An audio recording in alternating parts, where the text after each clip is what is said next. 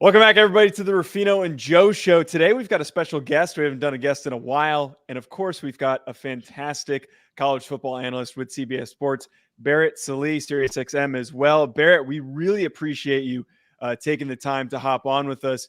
A lot of craziness is going on right now with college football, the Dylan Raiola news, everything in a Monday in December could not be any crazier. Blake, before we start, you had something funny that you wanted to bring up, though, that you spotted on Facebook.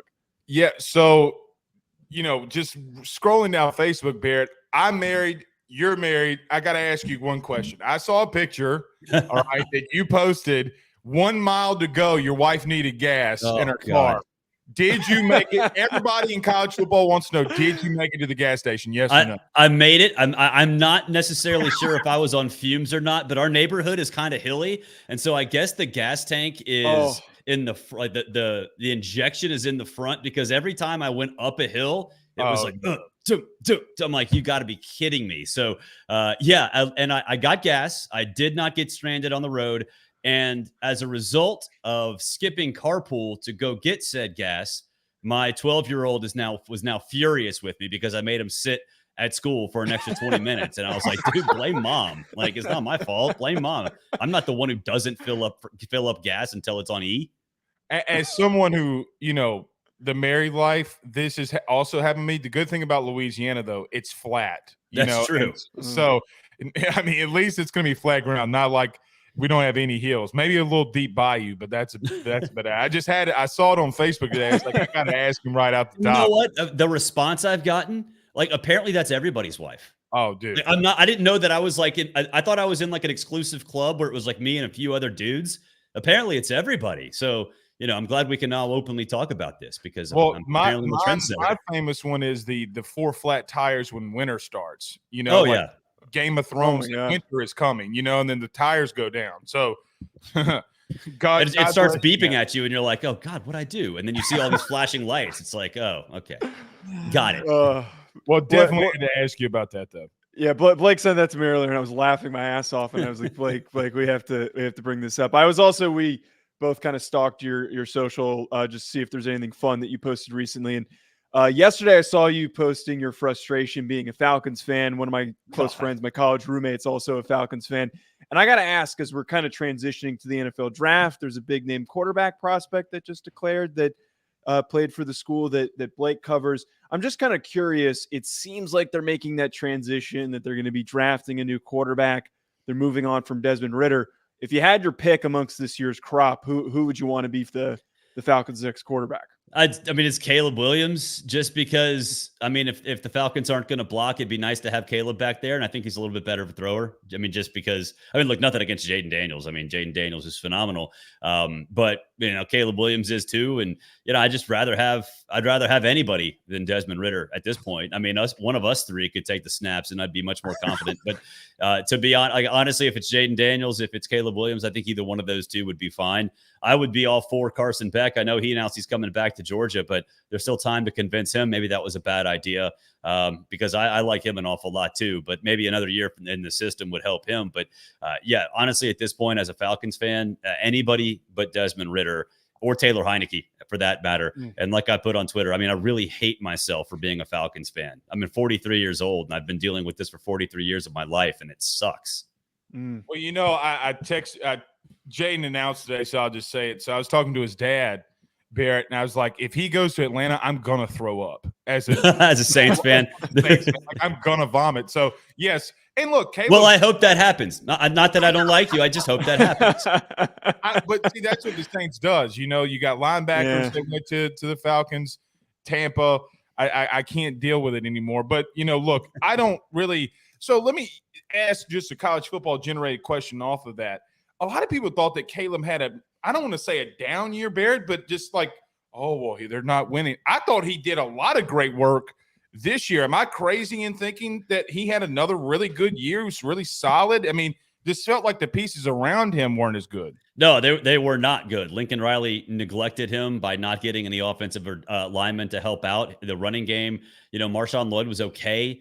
But I think for Lincoln Riley, for Caleb Williams, look, think of what Jaden Daniels had to deal with. He had to go win a game every single week. Well, Caleb Williams had to do it for 2 straight years.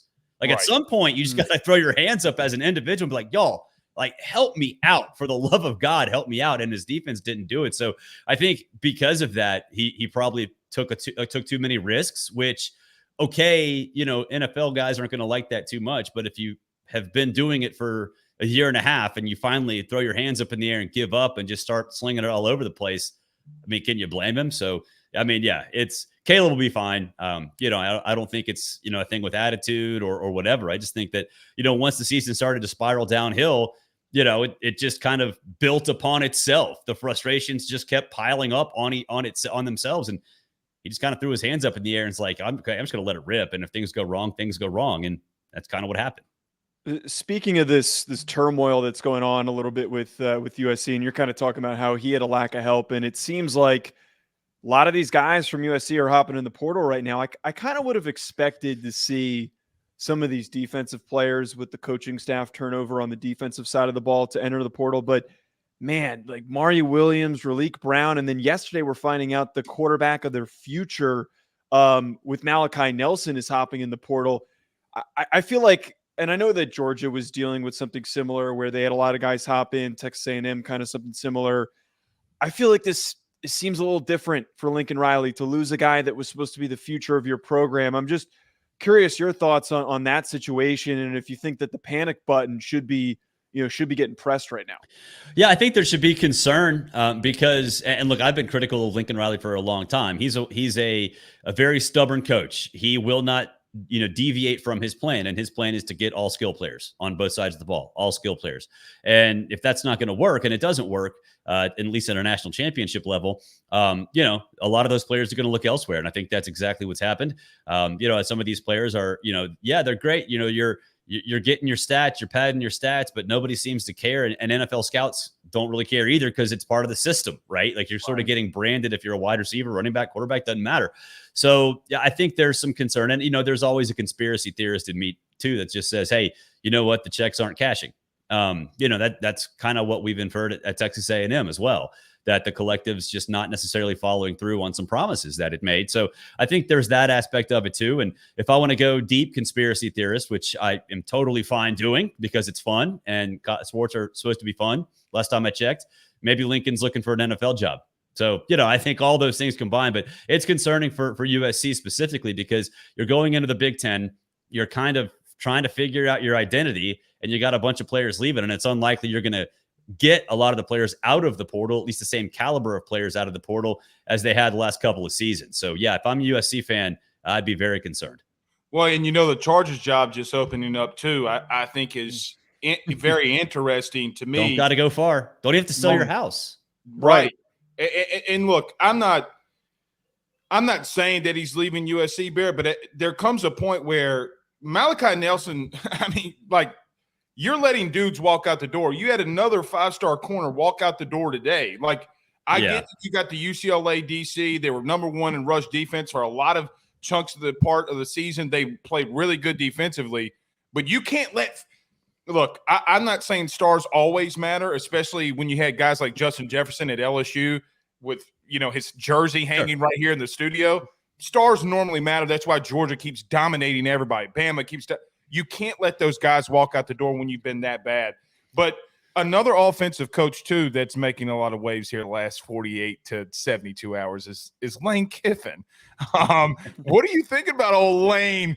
Pete Golding, hashtag Portal Pete, as they've been calling him. What do you think's going on at Ole Miss? Is this sustainable?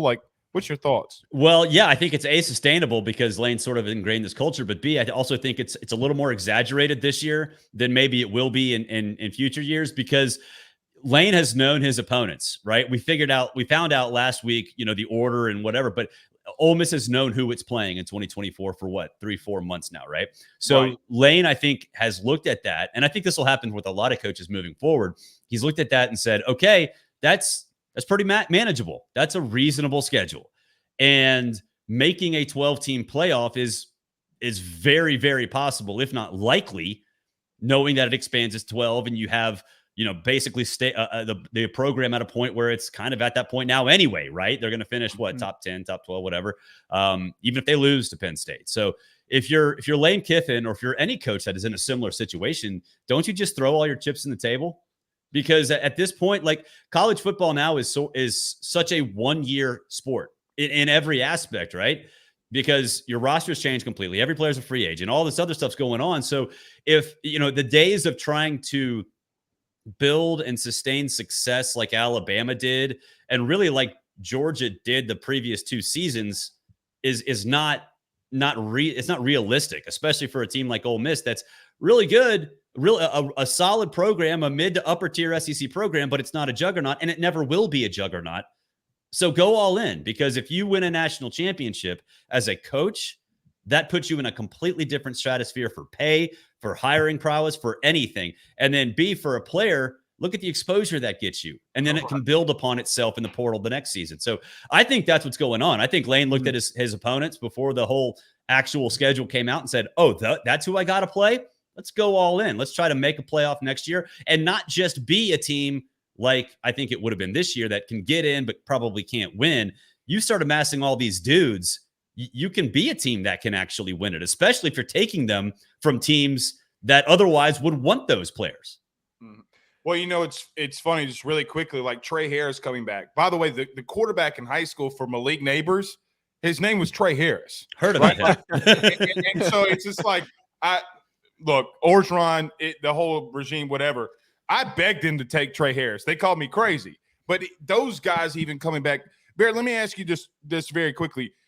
I said last night on our show, it felt like a diet version of what Florida State did a year ago, adding a lot of pieces, but a lot of guys coming back. Yeah. I guess when I say that, do you buy into that, or am I a little bit far-fetched there in a Florida State comparison? No, I 100% buy that. But I picked Florida State to go to the playoff before the season, and it was exactly for that reason, that there are players coming back for unfinished business. And I said that compares to Georgia in 2021, when you had a bunch of those dudes come back, Jordan Davis in particular, because of, and they heard on Twitter, #unfinished business. That absolutely does matter, because if you inject, that kind of attitude that, hey, we're all together, we're one, we got to finish this thing off strong with significantly better players at very important positions, you're sitting pretty. Now with Florida State, look, I mean, they were 13-0, right? Like it worked.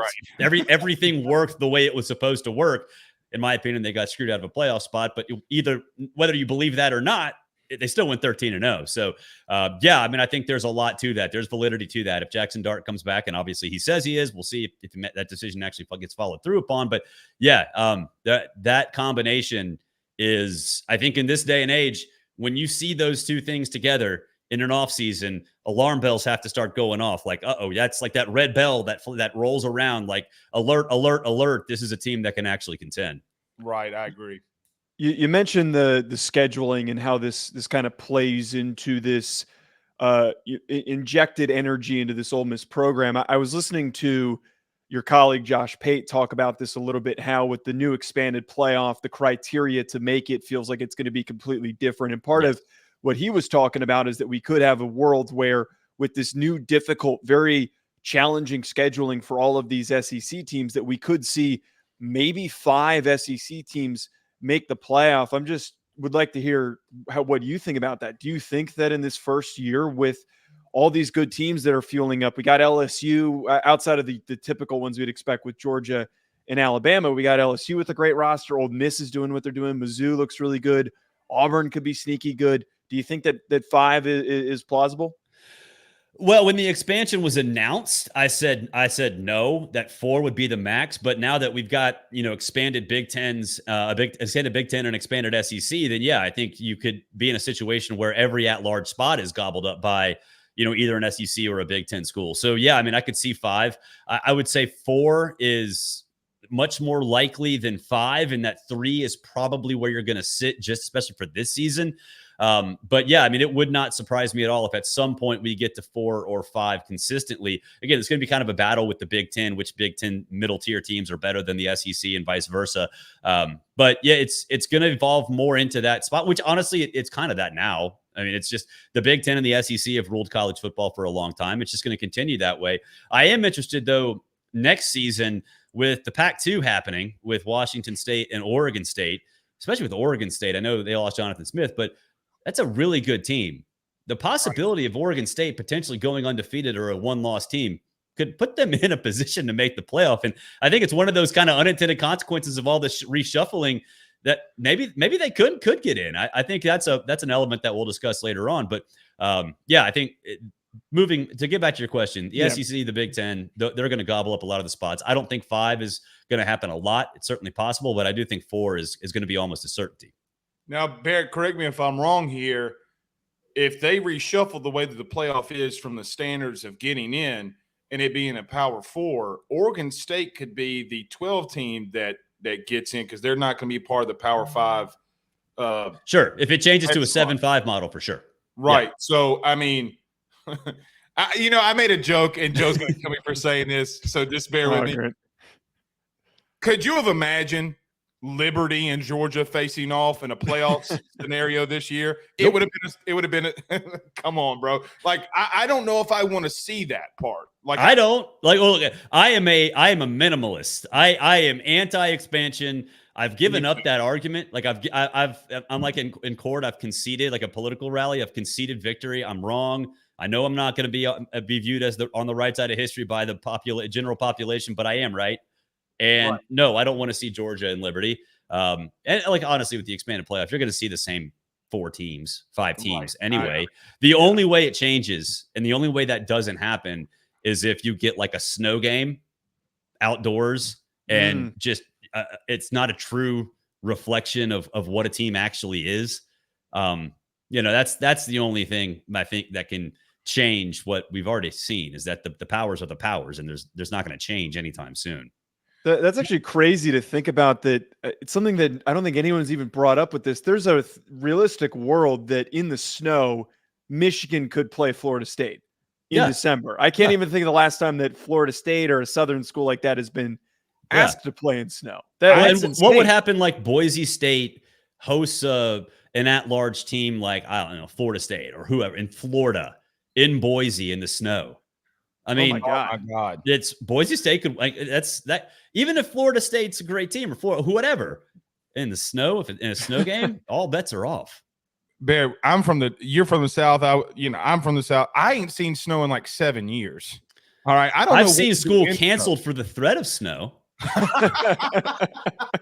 Right. Ice is on the road, I think, is the proverbial email. Mm-hmm. One power in the SEC that, look, I know Florida fans don't like us right now, and I understand why. Look, what's going on at Florida? I covered Billy a lot when he was at ULL, Louisiana, whatever they're calling themselves, but it's just not translating. Bear, what are your thoughts on Florida? Can Billy right this ship? I don't think so, and I hate it because I like Billy. I think that it's a situation now where maybe he wasn't, I wouldn't say ready for the SEC. I don't think he was ready for the SEC with all of these changes happening at one time.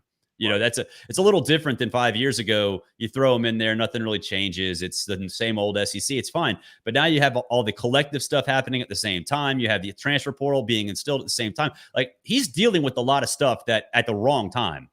So, that combined with the schedule, I think it makes it hard. And I think one thing that has changed is this time, 8 months ago, Florida had a phenomenal high school recruiting class, right? Coming in and committed for this year.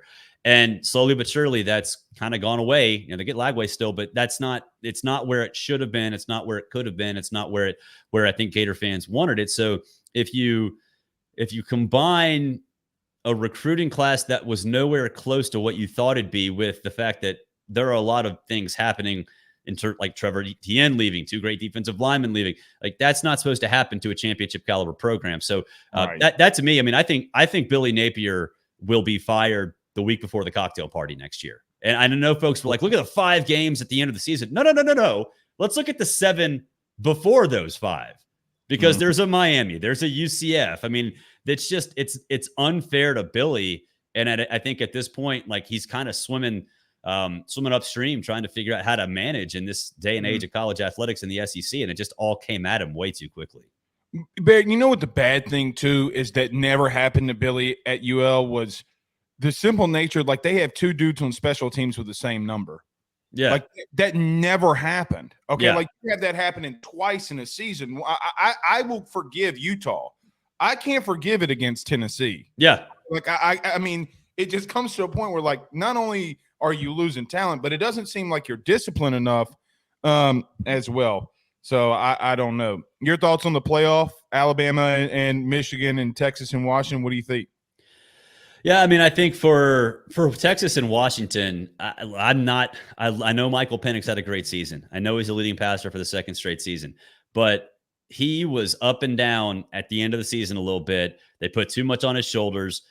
At times, and Washington State game's a perfect example. Sometimes things didn't work out the right way, and I know that he played some good Oregon's a very good defense, and he lit them up twice, and I get that. Texas, I think, is a whole different animal, especially up front on the line of scrimmage. I think that Texas is going to do some damage to him for some mistakes. I don't think it's going to be a high-scoring game, so I think Texas gets the job done there. And then Alabama, to me, I think they win by double digits. To me, I just think when you look at Alabama right now, they have a month to get Jalen Milroe truly installed in this offense. Because remember, like this, they had no shot. They adjusted on the fly and figured it out with Jalen Milroe. Now you have a month to prepare to get it right, to hit the reset button. That is the last thing you want if you want to play Alabama is time, especially when they have an upside that hasn't been realized yet. So, yeah, I think Alabama beats Michigan by double digits. I think they forced J.J. McCarthy. J.J. McCarthy hasn't been good lately. He was not good down the stretch. You put him in a situation where he has to throw to win. He's never been in that situation. Well, I guess he was in the Fiesta Bowl last year and he didn't win.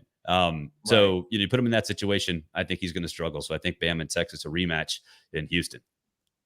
Joe's shaking in his boots. He's a big Washington guy. Okay. I was on board mid-season. I was on board. I mean, yeah, it's a difficult circumstance because I get both sides of the argument because they're gamers. They only show up for the biggest games of the year, and I feel like why Blake has been he's been a big hater, not just a doubter. He's been a big hater of Washington, but I think that there is a possibility that maybe that they can show up and they've got the type of talent to go up against Texas. But I mean, regardless, I think that this might be one of the more balanced playoffs that we've seen. Yes, out of all four of these teams. Yeah, for sure. I'm excited about, I mean, the last year of the 14 playoff to have sort of the doomsday scenario play out for the committee, I think is pretty funny and hilarious, really. And as a result, we actually get to theoretically really good semifinal games, which historically we really haven't had many good semifinal games. The Georgia-Oklahoma Rose Bowl, the Ohio State-Georgia semifinal here in Atlanta last year, you don't get many of them. Yeah, and you know what's crazy? If Alabama would have only beaten Stanford by 3, we would have never heard the end of it. All right. I mean, my former head coach is at Bama, so I mean, what am I going to talk about? So Barrett, thank you so much, man, for joining us. This has been fantastic. Thank you so much. I know everybody knows where they can find you, but just in case, where they can find all your stuff and everything you're doing. Yeah, guys, I really appreciate it. It's been fun too. You can follow on X at Barrett Sallee, Instagram, Twitter, Spaces. What other ones are out? All of them at Barrett Sallee. And then listen on Sunday morning, Sirius XM, myself and Tom Luganville, pretending to act like professionals for 3 hours. Lugs, man, you got love him. Thank you so much, man. Thanks for joining us. Thanks, y'all.